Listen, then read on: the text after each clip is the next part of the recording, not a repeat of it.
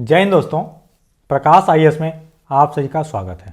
दोस्तों, जैसा कि आपको ज्ञात है कि हम अपनी एक उत्तर प्रदेश सामान्य ज्ञान की सीरीज कर रहे थे और ये जो सामान्य ज्ञान की सीरीज है हमारे उत्तर प्रदेश से संबंधित सभी परीक्षाओं के लिए अति महत्वपूर्ण। इस सीरीज में हम चैप्टर वाइज उत्तर प्रदेश के बारे में जानेंगे और आपको लास्ट लेक्चर में बताया था कि जो सीरीज है खास करके जो यूपी पीसीएस के थ्रू जो एग्ज़ाम होने वाले हैं, like UP PCS pre mains का एग्ज़ाम, जुडिशरी का यूपी पीसीएस जे का एग्ज़ाम जो है, जो यूपी ट्रिपल एससी के एग्ज़ाम होने वाले हैं लोअर पीसीएस के, इन सभी एग्ज़ाम्स के लिए ये उत्तर प्रदेश सामान्य ज्ञान की जो सीरीज़ है काफ़ी ज़्यादा महत्वपूर्ण है। तो इस सीरीज़ में पिछले लेक्चर में हमने देखा उत्तर प्रदेश के सामान्य परिचय के बारे में, उत्तर प्रदेश कहाँ स्थित है, उनके ज़िलों की स्थिति, मंडल कैसे हैं, थोड़ी उसकी भौगोलिक स्थिति, इन सब के बारे में देखा। आज हम आगे बढ़ते हुए देखेंगे उत्तर प्रदेश के इतिहास के बारे में कि उत्तर प्रदेश का इतिहास कैसे रहा है, पुराने टाइम से लेके अब तक उत्तर प्रदेश के इतिहास में क्या क्या परिवर्तन आए हैं, इन सभी को आज हम देखेंगे। तो चलिए हम देखते हैं हम उत्तर प्रदेश के इतिहास के बारे में। देखिए, उत्तर प्रदेश का इतिहास लगभग 4000 वर्ष पुराना है। यह प्राचीन आर्यों की भूमि रही है और वैदिक सभ्यता का केंद्र भी। रामायण और महाभारत जैसे महाकाव्यों में भी इस क्षेत्र का गहरा संबंध है। वैदिक काल में यह क्षेत्र कुरु, कौशल और काशी जैसे महाजनपदों का केंद्र था। प्राचीन काल में यह मगध, मौर्य, गुप्त और हर्ष साम्राज्यों का हिस्सा रहा है उत्तर प्रदेश। मध्यकाल में यह दिल्ली सल्तनत और मुगल साम्राज्य का महत्वपूर्ण केंद्र रहा और जो 1857 वाली जो क्रांति थी वह यहीं से स्टार्ट हुई थी। स्वतंत्रता संग्राम में इस क्षेत्र की काफ़ी ज़्यादा अहम भूमिका रही है और अंग्रेज़ों ने इसे क्या यूनाइटेड प्रोविंस का नाम दिया था, जिसे आज़ादी के बाद 24 जनवरी 1950 को उत्तर प्रदेश बदल दिया गया और उसी लिए 24 जनवरी को ही हम अपना उत्तर प्रदेश दिवस मनाते हैं। ये लास्ट लेक्चर में आपको पढ़ाया जा चुका है इस सब के बारे में डिटेल में। यह धार्मिक, सांस्कृतिक और राजनीतिक रूप से भारत का हृदय है, जहाँ अयोध्या, वाराणसी और मथुरा जैसे तीर्थ स्थान स्थित हैं। उत्तर प्रदेश के इतिहास को और गहराई से जानने के लिए हम प्रत्येक कालखंड के भीतर जो प्रमुख घटनाएं हुई, राजवंश हैं, सांस्कृतिक विकास है, इन सब के बारे में देखते हैं। तो देखिए, सबसे पहले हम देखते हैं जो प्राचीन हिस्ट्री रही है, एंशियंट हिस्ट्री रही है उत्तर प्रदेश की, उसके बारे में। तो ये प्रागैतिहासिक एवं प्राचीन काल लगभग 600 ईसा पूर्व से स्टार्ट करते हैं। अच्छा, देखिए, उसमें प्रागैतिहासिक काल में हम देखेंगे क्या, पाषाण काल, जो आपका पैलियोलिथिक होता है, मेसोलिथिक और नियोलिथिक एज। ठीक है, तो आपको थोड़ा सा मैं हिस्ट्री के बारे में बताता हूँ। उसके पहले देखिए, जो हिस्ट्री होती है, आप मान लीजिए कि अपनी है हिस्ट्री। हिस्ट्री को हम 3 पार्ट में डिवाइड कर सकते हैं। ठीक है, सिंपल है, इसको देखते जाइएगा। सबसे पहली तो है प्री हिस्ट्री। प्री हिस्ट्री मतलब जिसके बारे में हमारे पास कोई भी रिकॉर्ड नहीं है। ठीक, कोई भी नो रिटन रिकॉर्ड्स अवेलेबल, बहुत पहले वाली हिस्ट्री। ठीक, उसके बाद जो सेकेंड टाइप की हिस्ट्री क्या आती है, उसको बोलते हैं प्रोटो हिस्ट्री। प्रोटो हिस्ट्री उसको बोलते हैं कि जिसके रिकॉर्ड तो हैं हमारे पास, राइटिंग रिकॉर्ड्स हैं, लेकिन उसको हम अब तक पढ़ नहीं पाए, डिसाइफर नहीं कर पाए, इसको बोलते हैं प्रोटो हिस्ट्री। और थर्ड होती है हिस्ट्री जिसके अपने पास रिटन रिकॉर्ड हैं और इसको हम इजली पढ़ लेते हैं, तो उससे हम समझ जाते हैं कि हमारी हिस्ट्री क्या रही है। ठीक है, तो ये जो प्रागैतिहासिक काल वाला समय होता है, ये कुछ प्री हिस्ट्री में भी है, कुछ प्रोटो हिस्ट्री में भी है। ठीक है, अब इसमें कोई डाउट नहीं रहेगा आपको। और अब ये जो काल रहा, इस काल को 3 पार्ट में डिवाइड करते हैं। कौन कौन से? सबसे पहले आया अपना कौन सा, पाषाण काल। पाषाण काल को क्या बोलते थे, stone age. Stone age, stone age के नाम से आपने देखा होगा बहुत। स्टोन एज के बाद क्या आया हमारा, ब्रॉन्ज एज। ब्रॉन्ज एज मतलब ताम्र पाषाण काल। और उसके बाद जो नेक्स्ट आया कौन सा हमारा काल, नेक्स्ट आया आयरन एज, लौह काल। तो इन 3 पार्ट में इसको डिवाइड करते हैं। जो अब पाषाण काल है, जो स्टोन एज है, इस स्टोन एज को भी हम अलग अलग 3 हिस्सों में डिवाइड कर देते हैं। एक क्या होता है पैलियोलिथिक, एक होता है मेसोलिथिक और एक होता है नियोलिथिक। एक पूरा पाषाण काल, एक मध्य पाषाण काल और एक नव पाषाण काल। पैलियो मतलब क्या होता है, पुराना, मेसो मतलब मध्य का और नियो मतलब नया। अब एक आपको थोड़ा क्लियर हो गया कि पाषाण काल में हम क्या देखेंगे, इसके 3 पार्ट में होते हैं स्टोन एज। अब 3 पार्ट कैसे, जो ये टाइमिंग थी कि इतने हज़ार साल से लेकर इतने हज़ार साल तक को हम बोल देते हैं कि ये पैलियोलिथिक में आएगा, इतने हज़ार साल से इतने हज़ार साल तक मेसोलिथिक में, और ऐसे नियोलिथिक में।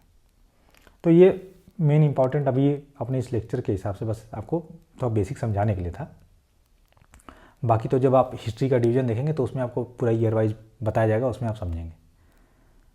तो देखिए पाषाण काल में जो उत्तर प्रदेश का इतिहास रहा है उसको देखते हैं। तो बेलन घाटी है कहाँ पे, प्रयागराज के पास में। यहाँ पूरा पाषाण कालीन औजार मिले हैं, जैसे हैंडमेड एक्स, हस्त कुल्हाड़ी प्राप्त हुई है, और मध्य पाषाण कालीन बस्तियों के भी प्रमाण मिले हैं। ये महत्वपूर्ण है, इससे क्वेश्चन पूछा जाता है तो याद रखिएगा।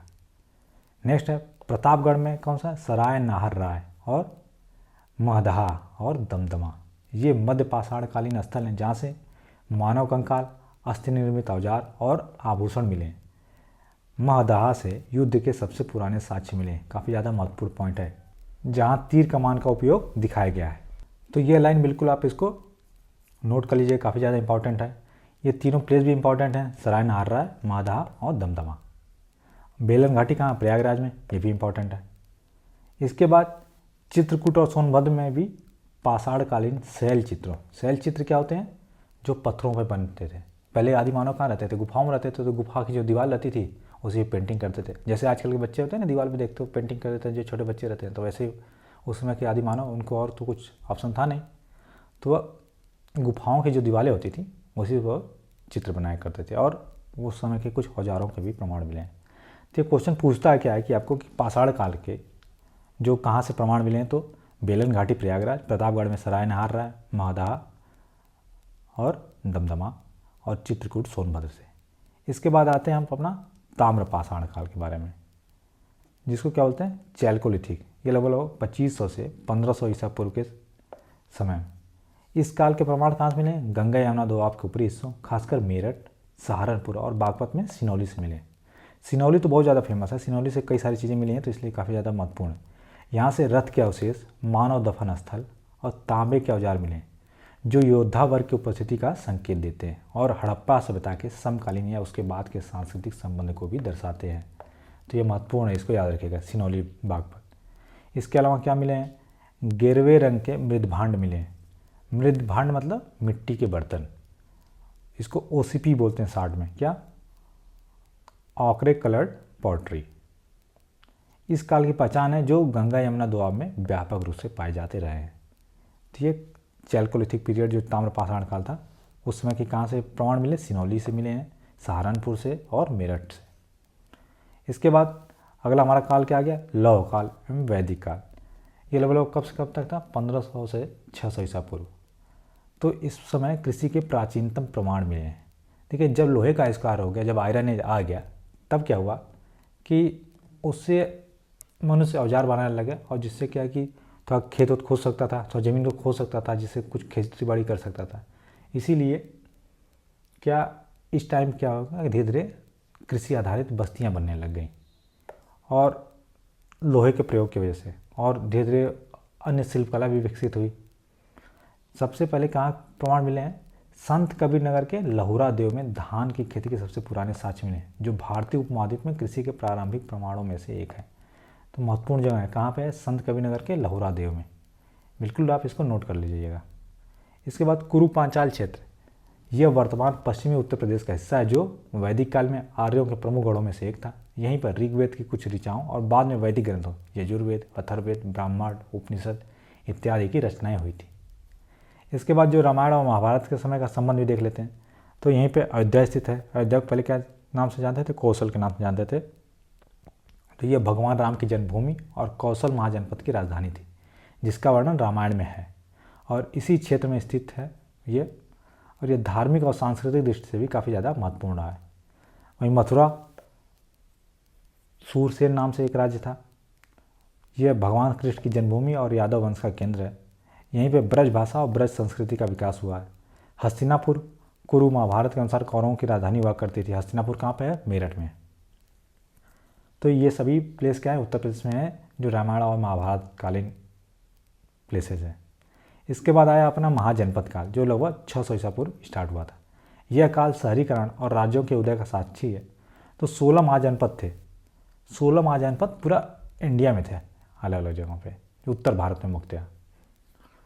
इनमें से उत्तर प्रदेश में कौन कौन से थे? काशी था। काशी वाराणसी राजधानी, एक समृद्ध व्यापारिक केंद्र था। कौशल श्रावस्ती और अयोध्या की राजधानी, पूर्वी उत्तर प्रदेश में फैला हुआ। वत्स कौशाम्बी राजधानी, प्रयागराज के पास में। कुरु हस्तिनापुर राजधानी, पश्चिमी उत्तर प्रदेश में था ना, मेरठ के पास। पांचाल अक्षत्र, ये क्या, बरेली के पास में। और कांपिल्य क्या है? फर्रुखाबाद की राजधानी, मध्य उत्तर प्रदेश में। सूरसेन मथुरा राजधानी थी, ब्रज वाला क्षेत्र। और मल्ल क्षेत्र कहाँ था? कुशीनगर। और पावा इसकी राजधानी थी, पावापुरी, ये पूर्वी उत्तर प्रदेश में। तो ये सभी महत्वपूर्ण जगहें थी 16 महाजनपदों में से उत्तर प्रदेश में। कितने हो गए? 1 2 3 4 5 6 7। तो 7 आपके कहाँ थे? उत्तर प्रदेश में। प्रमुख जो महाजनपद थे वो, इनका नाम याद रखिए, क्योंकि कई बार क्वेश्चन पूछता है कि कौन कौन से थे इसमें से उत्तर प्रदेश में। कुछ अलग उसमें थे, कुछ बिहार में आते हैं, कुछ राजस्थान में आते हैं, कुछ नीचे मध्य प्रदेश तक आते थे। ठीक, इसके बाद आगे देखते हैं कि बौद्ध हिंदू काल लगभग जो 600 ईसा पूर्व से 1200 ईस्वी तक जो रहा है, इस काल में भारतीय दर्शन, धर्म और कला का विकास का स्वर्ण काल था। तो बौद्ध धर्म और जैन धर्म का यहाँ उत्कर्ष हुआ। गौतम बुद्ध शाक्य गणराज्य, जिसका हिस्सा है वर्तमान में क्या, सिद्धार्थनगर और कुशीनगर में था, वहाँ पर उनका जन्म हुआ था। उसके बाद वो सारनाथ आए। बुद्ध ने अपना पहला उपदेश यहीं दिया था, जहाँ धम्मेक स्तूप और चौखंडी स्तूप स्थित है। इसके बाद कुशीनगर में उनका महापरिनिर्वाण हुआ। श्रावस्ती, बुद्ध ने यहाँ सर्वाधिक उपदेश दिए, और यह कौशल की राजधानी भी हुआ करती थी श्रावस्ती। कौशाम्बी क्या है कि बौद्ध और जैन दोनों धर्मों का काफ़ी ज़्यादा महत्वपूर्ण केंद्र है। और एक फर्रुखाबाद में संकिसा नामक जगह है, माना जाता है कि बुद्ध स्वर्ग से यहीं उतरे थे। तो ये सभी महत्वपूर्ण प्लेस हैं बौद्ध धर्म से रिलेटेड। और जैन धर्म से रिलेटेड क्या है कि कई जैन तीर्थंकरों का जन्म उत्तर प्रदेश में हुआ, जिसमें प्रथम जैन तीर्थंकर ऋषभदेव का जन्म कहाँ हुआ था? अयोध्या में। और 23वें तीर्थंकर का जन्म कहाँ हुआ था? पार्श्वनाथ का वाराणसी में। तो ये भी महत्वपूर्ण है। ठीक, याद रखिएगा ये सब सारी चीज़ें। इसके बाद देखते हैं जो मौर्य साम्राज्य था उसके बारे में। तो मौर्य साम्राज्य लगभग 322 से 185 ईसा पूर्व के मध्य था।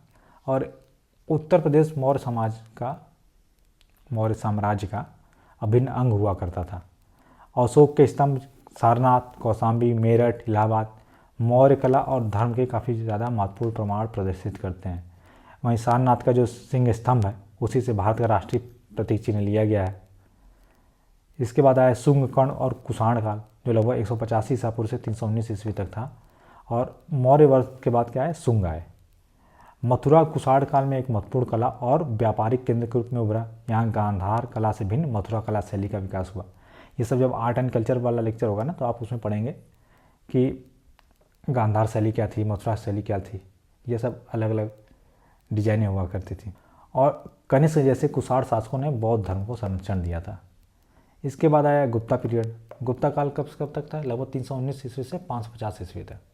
यह काल भारतीय इतिहास का स्वर्ण युग कहलाता था। इलाहाबाद, प्रयागराज गुप्त शासकों का एक प्रमुख केंद्र हुआ करता था।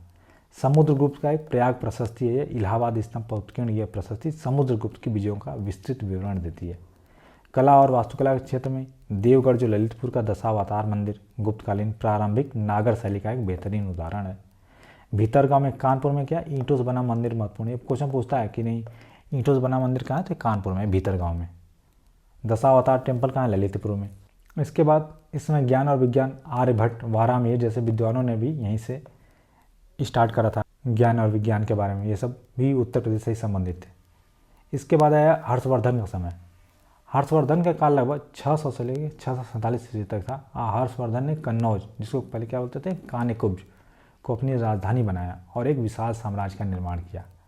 उनके काल में चीनी यात्री वेनसांग भारत की यात्रा की और कन्नौज की समृद्धि का भी वर्णन किया था। तो क्वेश्चन पूछता है कि वेनसांग कब आया था? तो हर्षवर्धन के समय में आया था। इजी है, आप इसको बिल्कुल देख लीजिएगा। तो ये तो था हमारा जो प्राचीन प्रागैतिहासिक काल और प्राचीन काल में उत्तर प्रदेश की अवस्थिति थी। इसके बाद हम आगे बढ़ते हुए देखते हैं जो मध्यकाल था उसमें उत्तर प्रदेश के बारे में। तो मध्यकालीन इतिहास लगभग कितना, 1200 ईस्वी से 1857 ईस्वी तक है। तो उत्तर प्रदेश का मध्यकालीन इतिहास भारतीय उपमहाद्वीप के राजनीतिक, सांस्कृतिक और धार्मिक परिदृश्य में महत्वपूर्ण भूमिका निभाता है। यह काल 8वीं शताब्दी से लेकर 18वीं शताब्दी के अंत तक माना जाता है। ठीक। इस अवधि में उत्तर प्रदेश में कई राजवंशों का उदय और पतन हुआ, साथ ही साथ सूफी और भक्ति आंदोलन का भी उत्कर्ष हुआ था। तो इसको अलग अलग टाइम पीरियड में हम डिवाइड करते हैं। सबसे पहले कौन था? गुर्जर प्रतिहार काल, जो 8वीं से लेकर 11वीं शताब्दी के मध्य थे। इसको ऐसा देख लीजिए, ठीक। उस समय क्या था? कन्नौज उत्तर प्रदेश का इस काल में प्रमुख राजनीतिक केंद्र हुआ करता था। इसमें राजा मिहिर भोज जैसे प्रतिहार शासकों ने अरब आक्रमणों का डटकर सामना किया था। इसमें गुर्जर प्रतिहार, गाहड़वाल जो कन्नौज, चंदेल, महोबा खुजराहो जैसी राजपूत शक्तियाँ इस क्षेत्र में प्रभावित रहीं और इनका आपस में ही काफ़ी ज़्यादा संघर्ष चलता रहा। कन्नौज त्रिपक्षीय संघर्ष, गुर्जर प्रतिहार, राष्ट्रकूट और पाल का केंद्र है। इनकी आपस में ही लड़ाइयाँ चलती थी और कन्नौज उनका मुख्य केंद्र हुआ करता था। इसके बाद आया मोहम्मद गोरी और दिल्ली सल्तनत का काल, जो कि 12वीं से लेकर 16वीं शताब्दी के मध्य था। तो 1192 के तराइन के युद्ध में मोहम्मद गोरी के सेनापति कुतुबुद्दीन ऐबक ने उत्तर भारत में अपनी पकड़ बनाई उस युद्ध को जीतने के बाद, और कुतुबुद्दीन ऐबक ने दिल्ली सल्तनत की स्थापना की और धीरे धीरे उत्तर प्रदेश का बड़ा हिस्सा दिल्ली सल्तनत के अंदर ही आ गया था। दिल्ली सल्तनत के गुलाम, खिलजी, तुगलक, सैयद और लोधी वंशों का प्रभाव भी उत्तर प्रदेश पर पड़ा रहा और कई शहर जैसे जौनपुर, बहराइच और बरेली इस दौरान डेवलप हुए थे। इन्हीं के बीच में एक था जौनपुर का सरकी सुल्तान, जो 14वीं 15वीं शताब्दी के मध्य था। काफ़ी ज़्यादा महत्वपूर्ण इससे क्वेश्चन पूछे जाते हैं। तो इस काल में जौनपुर एक महत्वपूर्ण केंद्र के रूप में उभरा था, जिसे क्या सिराज हिंद या भारत का सिराज कहा जाता था। ये क्वेश्चन कई बार पूछा गया कि सिराज हिंद किसको कहते थे? जौनपुर कहते थे। जो खासकर जो सरकी राजवंश था, जिसका शासनकाल क्या रहा, कब से? 1394 से लेकर 1479 ईस्वी तक के मध्य रहा। और इस समय इब्राहिम सरकी और महमूद सरकी जैसे शासकों ने शिक्षा, कला और स्थापत्य को प्रोत्साहित किया था। सरकी स्थापत्य शैली मस्जिदों और इमारतों में दिखाई देती है और यहाँ पे अटाला मस्जिद और जामा मस्जिद उल्लेखनीय है। ये इनसे क्वेश्चन पूछा भी गया है, तो अब देख लीजिएगा, ठीक है। इसके बाद आया मुगल पीरियड, मुगल काल। तो बाबर ने 1526 में पानीपत की पहली लड़ाई में इब्राहिम लोदी को हराकर मुगल साम्राज्य की नींव रखी और आगरा उनकी पहली राजधानी, ठीक है। उत्तर प्रदेश के कई भाग मुगलों के प्रशासनिक, आर्थिक और सांस्कृतिक केंद्र रहे, जैसे आगरा हो गया, फतेहपुर सीकरी हो गया, ये सब, और उसमें काफ़ी ज़्यादा इनमें डेवलपमेंट हुई थी। अकबर ने क्या किया? मुगल बादशाह अकबर के शासनकाल में आगरा और फतेहपुर सीकरी प्रमुख केंद्र थे और अकबर ने फतेहपुर सीकरी को अपनी राजधानी बनाया था। इसने बुलंद दरवाज़ा, पंचमहल, जोधाबाई महल जैसी कई संरचनाओं का भी निर्माण कराया फतेहपुर सीकरी में। आगरा का किला लाल बलुआ पत्थर से बनवाया था। ये क्वेश्चन पूछा था एक बार आयोग ने कि जो आगरा किला है, आगरा का जो रेड फोर्ट है, वो किससे बना है? लाल बलुआ पत्थर से। इसके बाद जो इबादत खाना फतेहपुर सीकरी में धार्मिक चर्चाओं का केंद्र रहा, जहाँ अकबर ने दीन इलाही की अवधारणा पर विचार किया था। इसके बाद शाहजहाँ ने अपनी पत्नी मुमताज़ महल की याद में ताजमहल का निर्माण कराया, जो विश्व धरोहर स्थल है, और शाहजहाँ ने ही मोती मस्जिद और जामा मस्जिद भी बनवाई आगरा में, ये भी महत्वपूर्ण है। उसके बाद औरंगजेब का टाइम आया, उसमें धीरे धीरे मुगल साम्राज्य अपने चरम पहुंचा और धीरे धीरे उसका पतन भी हो गया। तो जब मुगलों का पतन हुआ 18वीं शताब्दी में, तो अवध के नवाबों ने तो स्वतंत्र घोषित किया और सादत अली खान ने अवध एक स्वतंत्र रियासत बन गई और सांस्कृतिक समृद्धि का केंद्र रही। नवाब वाजिद अली शाह और अन्य शासकों के समय में लखनऊ में नाटक, संगीत, नृत्य और वास्तुकला का विकास हुआ। तो जो बड़ा इमामबाड़ा है उसको आसफ उद्दौला ने, छोटा इमामबाड़ा को मोहम्मद अली शाह ने बनवाया। रूमी दरवाज़ा, ये सभी नवाबों की वास्तुकला के उत्कृष्ट उदाहरण हैं। इस काल में ठुमरी, दादरा, कव्वाली जैसे संगीत शैलियों का विकास हुआ और कथक नृत्य को भी संरक्षण मिला। यही कथक बाद में जाके उत्तर प्रदेश का राजकीय नृत्य भी है। इसके बाद सांस्कृतिक और धार्मिक आंदोलनों में भक्ति आंदोलन भी हुआ। कबीर, रविदास, तुलसीदास, सूरदास, मीराबाई जैसे संतों ने भी उत्तर प्रदेश में भक्ति आंदोलन की दिशा दी। और सूफी आंदोलनों में ख्वाजा मोइनुद्दीन चिश्ती अजमेर, निजामुद्दीन औलिया, शेख सलीम चिश्ती जैसे सूफी संतों की दरगाहें भी उत्तर भारत में ही हैं। इस समय के कुछ मुख्य नगर कौन से? जैसे कन्नौज था, प्राचीन और मध्यकाल में प्रमुख सत्ता केंद्र रहा। आगरा और फतेहपुर सीकरी बताई दिए कि मुगल कालीन राजधानी और वास्तुकला का काफ़ी ज़्यादा हो रहा। जौनपुर रहा, सरकी शासनकाल में शिक्षा और वास्तुकला का केंद्र बना रहा। लखनऊ अपनी नवाबी संस्कृति और तहजीब का प्रतीक बना और बाद में फिर से अवध के जो नवाब थे उन्होंने अपनी इसको राजधानी बनाया। तो ये तो था उत्तर प्रदेश के मध्यकाल का इतिहास। इसके बाद हम देखते हैं जो आधुनिक काल है उसका इतिहास, जो कि काफ़ी ज़्यादा महत्वपूर्ण है। तो जब अंग्रेज़ों का आगमन हो गया था और उसके बाद से 1857 की क्रांति तक देखते हैं क्या क्या हुआ। तो सबसे पहले क्या हुआ कि 18वीं शताब्दी में मुगल साम्राज्य के कमज़ोर पड़ने के बाद उत्तर प्रदेश का विभिन्न क्षेत्रीय शक्तियों जैसे अवध के नवाबों, मराठों, रोहिल्लाओं और जाटों के प्रभाव में आ गया अलग अलग। उसके बाद ईस्ट इंडिया कंपनी का विस्तार हुआ बक्सर के युद्ध जो 1764 में हुआ। इस युद्ध के बाद अवध के नवाब मुगल सम्राट अंग्रेज़ों के प्रभाव में आ गया, जिससे कंपनी का नियंत्रण धीरे धीरे बढ़ना स्टार्ट हो गया था जब बक्सर के युद्ध जीत गए थे। तो उसके बाद क्या हुआ कि बनारस और गाजीपुर चूँकि बक्सर से सटे हुए हैं ये सब एरिया, तो 1773 में मुगल सम्राट ने बनारस और गाजीपुर जिलों को ईस्ट इंडिया कंपनी को हस्तांतरित कर दिया था। तो ये महत्वपूर्ण क्वेश्चन पूछता है कि किस साल में बनारस को, आज के टाइम पे जो वाराणसी है काशी, उसको, और उसी के बगल में सारे गाजीपुर को बोलते हैं क्या, बनारस की सिस्टर सिटी, ठीक है। तो इसको 1773 में ईस्ट इंडिया कंपनी ने दे दिया था। उसके बाद क्या हुआ कि 1856 में लॉर्ड डलहौजी ने कुशासन का आरोप लगा के अवध, लखनऊ सहित का ब्रिटिश साम्राज्य में विलय कर लिया, और यह कदम स्थानीय लोगों और सिपाहियों में अत्यधिक असंतोष का कारण बना, क्योंकि अवध के बहुत से सैनिक ब्रिटिश सेना में थे और अपने गृह राज्य के विलय से आक्रोशित हो गए थे। इसके बाद क्या हुआ कि प्रशासनिक पुनर्गठन भी हुआ इस टाइम में। तो उस समय पहले 1836 में ब्रिटिशों ने इस क्षेत्र का नाम क्या कर दिया, उत्तर पश्चिमी प्रांत कर दिया, नॉर्थ वेस्टर्न प्रोविंस कर दिया, और उसकी राजधानी क्या थी, आगरा थी 1836 में। उसके बाद आगरा और अवध का संयुक्त प्रांत बना 1877 में। अवध को उत्तरी पश्चिम प्रांतों में मिला दिया गया और उसके नए प्रशासनिक इकाई क्या बोला गया, उत्तर पश्चिमी प्रांत और अवध। और 1902 में इसका नाम बदल के फिर से क्या कर दिया गया, आगरा और अवध का संयुक्त प्रांत। इसके बाद 1937 में क्या, इसका नाम और छोटा करके संयुक्त प्रांत कर दिया गया, और इस दौरान लखनऊ को उसकी राजधानी बनाया गया। 1921 में आंशिक राजधानी, और उसके बाद 1935 से पूरी स्थायी राजधानी के रूप में इसको बना दिया गया था। तो ये सब चीज़ें हमने लास्ट लेक्चर में देखी थी। इसके बाद क्या हुआ कि 1857 की क्रांति हुई, तो 1857 का प्रथम स्वतंत्रता संग्राम हुआ, और उस स्वतंत्रता संग्राम में उत्तर प्रदेश क्या था कि उसका केंद्र बिंदु हुआ था, ठीक। उस समय के विद्रोह के तात्कालिक कारण क्या था कि चर्बी वाले कारतूसों का प्रयोग, जिससे हिंदू और मुस्लिम सिपाहियों की धार्मिक भावनाएं आहत हो गई थी। इसकी शुरुआत कहाँ से हुई थी, 29 मार्च 1857 को मंगल पांडे ने बैरकपुर, हालांकि यह बंगाल में था, और मंगल पांडे कहाँ से ब्रिटिश अधिकारी पर हमला किया, और 10 मई 1857 को मेरठ से सिपाही विद्रोह की चिंगारी भड़की, जहाँ पर सैनिकों ने खुले तौर पर बगावत कर दी और दिल्ली की ओर कूच कर दिया था, ठीक है। इसके बाद ये जो 1857 की क्रांति थी, तो इसमें कौन कौन प्रमुख केंद्र रहे उत्तर प्रदेश में, और वहाँ के कौन प्रमुख नेता थे, उनको देख लेते हैं। क्वेश्चन ये पूछा जाता है मैच करने के लिए, आपको आता है। तो देखिए, कानपुर से कौन थे, नाना साहब थे। नाना साहब कौन थे, पेशवा बाजीराव द्वितीय के दत्तक पुत्र थे, और वहाँ से उनके वफादार तात्या टोपे, इन दोनों ने कानपुर से नेतृत्व किया। लखनऊ से बेगम हजरत महल ने अपने नागाली बेटे किस बिरजिस कादिर को नवाब घोषित करके विद्रोह का नेतृत्व किया था। झांसी से आपको पता ही है, रानी लक्ष्मीबाई ने अपने दत्तक पुत्र दामोदर राव को उत्तराधिकार को लेकर लड़ाई लड़ी। बरेली से खान बहादुर खान ने नेतृत्व संभाला। प्रयागराज इलाहाबाद से मौलवी लियाकत अली ने, और फैजाबाद से मौलवी अहमदुल्ला शाह ने नेतृत्व किया।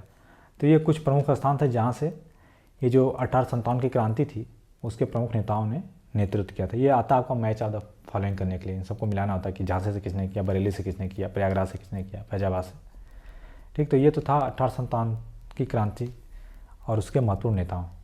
और इसका परिणाम क्या रहा कि इस विद्रोह को अंग्रेज़ों ने काफ़ी कठोरता से कुचल दिया, और इसने ब्रिटिश ईस्ट इंडिया कंपनी के शासन को समाप्त कर दिया, और भारत का शासन सीधे ब्रिटिश ताज के अधीन आ गया। और 1858 का भारत सरकार का नियम आया। इससे क्या हुआ कि धीरे धीरे भारतीयों के अंदर राष्ट्रवाद की भावना। इसके बाद हम देखते हैं जो भारतीय राष्ट्रीय आंदोलन हुआ उसमें उत्तर प्रदेश की क्या भूमिका रही है। तो 1857 के बाद उत्तर प्रदेश भारतीय राष्ट्रीय आंदोलन का एक महत्वपूर्ण केंद्र बना, जहाँ से कई प्रमुख नेताओं ने स्वतंत्र। सबसे पहले देखते हैं जो प्रारंभिक राष्ट्रवादी गतिविधियाँ हुई। तो देखिए, 1885 में क्या हुआ कि इंडियन नेशनल कांग्रेस, भारतीय राष्ट्रीय कांग्रेस का गठन हुआ, और उत्तर प्रदेश के कई बुद्धिजीवी और नेता कांग्रेस से जुड़े। इलाहाबाद प्रयागराज कांग्रेस के महत्वपूर्ण अधिवेशनों का स्थल रहा। इसके बाद स्वदेशी आंदोलन संता स्टार्ट हुआ कब, 1905 से लेकर 1908 में बंगाल विभाजन के विरोध में शुरू हुआ, और इसका प्रभाव उत्तर प्रदेश में देखा गया, खासकर कहाँ, बनारस और मेरठ। इसके बाद होम रूल लीग भी जब स्टार्ट करी एनी बेसेंट और बाल गंगाधर तिलक ने, तो उसमें भी उत्तर प्रदेश में काफ़ी सक्रिय भूमिका रही। इसके बाद खिलाफत आंदोलन और असहयोग आंदोलन में भी उत्तर प्रदेश के शहरों पर काफ़ी बड़ा इसका प्रभाव रहा। इसके बाद देखते हैं जो गांधीवादी आंदोलन हुए थे उनका क्या प्रभाव रहा। तो असहयोग आंदोलन 1920-22 महात्मा गांधी के आह्वान पर उत्तर प्रदेश में असहयोग आंदोलन स्टार्ट हुआ, और जो बंद हुआ वो भी उत्तर प्रदेश में ही बंद हुआ। कब? जो चौरी चौरा कांड हो गया था। चौरी चौरा कहाँ पड़ता है? गोरखपुर में पड़ता है। तो गोरखपुर पास हुई इस हिंसक घटना के बाद गांधी जी ने 1922 को बाद, डेट इसकी पूरी कब हुआ है? 4 फरवरी, ये याद रखिए, ठीक है। यह आयोग में कई बार क्वेश्चन। इसके बाद जो सविनय अवज्ञा आंदोलन हुआ 1930 में, नमक सत्याग्रह और अन्य विरोध प्रदर्शनों में उत्तर प्रदेश के लिए। इसके बाद गांधी जी ने एक भारत छोड़ो आंदोलन किया था, क्विट इंडिया, उसमें करो या मरो का नारा दिया, और यह भी आंदोलन क्या है कि उत्तर प्रदेश में काफ़ी व्यापक रूप से फैला और कई जगह समानांतर सरकारें बनी। उसमें उत्तर प्रदेश से कौन सरकार बनी? चित्तू पांडे ने बनी। कहाँ पे? बलिया में, ठीक, बहुत ही ज़्यादा महत्वपूर्ण है। समानांतर सरकार पूछा जाता है, उत्तर बलिया में बनाई थी, ठीक है। इसके बाद जो कुछ क्रांतिकारी गतिविधियाँ रही उनके बारे में, तो हिंदुस्तान रिपब्लिकन एसोसिएशन HRA 1924 में कानपुर में सचिंद्र नाथ सान्याल, राम प्रसाद आज़ाद, इसकी स्थापना कब? 1924। एक काकोरी कांड हुआ जिसमें राम प्रसाद बिस्मिल, अशफाक उल्ला खान, राजेंद्र लाहिड़ी ब्रिटिश सरकार का ट्रेन से खजाना लूट लिया। और काकोरी कहाँ पे? लखनऊ के पास स्थित है। कब हुआ था? महत्वपूर्ण है, याद रखिएगा। मेरठ षड्यंत्र केस हुआ जिसमें वामपंथी और श्रमिक नेताओं के खिलाफ यह मुकदमा मेरठ में चलाया गया था, जिससे राष्ट्रीय आंदोलन को भी प्रभावित किया था। और इसके कुछ जो प्रमुख नेता थे कौन कौन थे? जैसे मोतीलाल नेहरू हो गए, जवाहरलाल नेहरू, ये प्रयागराज से थे। बाद में जवाहरलाल नेहरू भारत के पहले, गोविंद वल्लभ पंत थे जो उत्तर प्रदेश के पहले मुख्यमंत्री बने, मदन मोहन मालवीय बनारस हिंदू विश्वविद्यालय और प्रमुख शिक्षाविद राष्ट्रवादी, पुरुषोत्तम दास टंडन जिनको राजर्षि के नाम, वह भी एक महान स्वतंत्रता सेनानी थे, गणेश शंकर विद्यार्थी, पत्रकार और स्वतंत्रता सेनानी, सरोजनी नायडू भारत की कोकिला भारतीय राष्ट्रीय कांग्रेस की पहली महिला अध्यक्ष बनी, ठीक, जो कहाँ अधिवेशन हुआ था। तो ये तो थे इसके कुछ प्रमुख नेता। इसके बाद हम देखते हैं जब हमें स्वतंत्रता प्राप्त हो गई तो उसके बाद क्या क्या यूपी में परिवर्तन आए। तो भारत की आज़ादी के बाद उत्तर प्रदेश ने अपने विकास का एक नया अध्याय शुरू किया। सबसे पहले नाम परिवर्तन हुआ 24 जनवरी 1950। भारत के संविधान को अपनाने से पहले संयुक्त प्रांत क्या कर दिया गया उत्तर। उसके बाद क्या हुआ? स्वतंत्रता के बाद टिहरी, गढ़वाल और रामपुर जैसी जो रियासतें थी उनको उत्तर प्रदेश में शामिल कर लिया गया था, ठीक है। 9 नवंबर 2000 को क्या हुआ कि उत्तर जो पहाड़ी इलाके थे, उत्तरी पहाड़ी क्षेत्रों, उनकी काफ़ी लंबे समय से मांग चली आ रही थी, तो उसको मानते हुए एक नया राज्य बना, उत्तरांचल बना, जिसका बाद में नाम बदल, ठीक। और यह विभाजन उत्तर प्रदेश के भूगोल, अर्थव्यवस्था और राजनीति पर एक बड़ा प्रभाव था। इसके बाद कुछ आर्थिक और सामाजिक विकास भी हुआ, जैसे हरित क्रांति हुई। हरित क्रांति जब 1960 के दशक में हुई तो उत्तर प्रदेश पर जो उसकी खाद्यान्न उत्पादन था, जो धान और गेहूं का उत्पादन था, बढ़ गया काफ़ी ज़्यादा। इसके बाद धीरे धीरे उत्तर प्रदेश में औद्योगिकीकरण भी स्टार्ट हुआ। नोएडा, गाजियाबाद जैसे औद्योगिकीकरण हुआ। बुनियादी ढांचाओं में विकास हुआ, जैसे सड़कें बनी, एक्सप्रेसवे बने, हवाई अड्डे बने। सामाजिक सुधार भी हुआ, शिक्षा, स्वास्थ्य, गरीबी उन्मूलन की कई सारी योजनाएं चलाएंगे, जिससे सामाजिक स्तर पर लोगों के जीवन यापन में सुधार हो सके। और राजनीतिक परिदृश्य से जो उत्तर प्रदेश में बताया कि आपको 80 जो आपकी लोकसभा की सीट्स हैं और 31 राज्यसभा की सीट्स, तो इसकी वजह से उत्तर प्रदेश क्या है, भारत के राजनीति का एक प्रमुख केंद्र है, ठीक। और यहाँ के जो चुनावी परिणाम होते हैं राष्ट्रीय राजनीति को काफ़ी ज़्यादा प्रभावित करते हैं। इतना बड़ा राज्य है, इतनी बड़ी जनसंख्या है, तो कुछ समस्याएं भी हैं, समस्या भी बन जाती है। असमान विकास है, कुछ एरियाज में तो ज़्यादा डेवलपमेंट हो गया, हरित क्रांति के बाद विकास ज़्यादा हो गया, और जो पूर्वी क्षेत्र पूर्वांचल वाला विकास कम हो। शिक्षा और स्वास्थ्य, पर्यावरण संबंधी चुनौती, तो ये सभी कुछ प्रमुख चुनौतियाँ। तो दोस्तों इस प्रकार हमने देखा उत्तर प्रदेश का जो इतिहास था उसको, जो कि एंशियंट टाइम से लेके उसके बाद देखा कि हमने मिडाइवल आए, किन किन के अधीन रहा, उसके बाद फिर से आधुनिक काल में, प्रेजेंट टाइम में कैसे जब अंग्रेजों के अंदर आया, फिर हमने स्वतंत्रता प्राप्त, कौन कौन से आंदोलन हुए, कि उसमें इसका क्या भूमिका रही, इन सभी को हमने पूरा प्रॉपर इस प्रकार आपको समझ। तो ये रहा उत्तर की PDF। आपको टेलीग्राम चैनल से जुड़ सकते हैं, वहाँ आपको PDF प्रोवाइड, साथ साथ जहाँ पर भी आपको और अन्य सारी। और अगर आपको हमारा वीडियो पसंद आ रहा है, वीडियो को लाइक करें,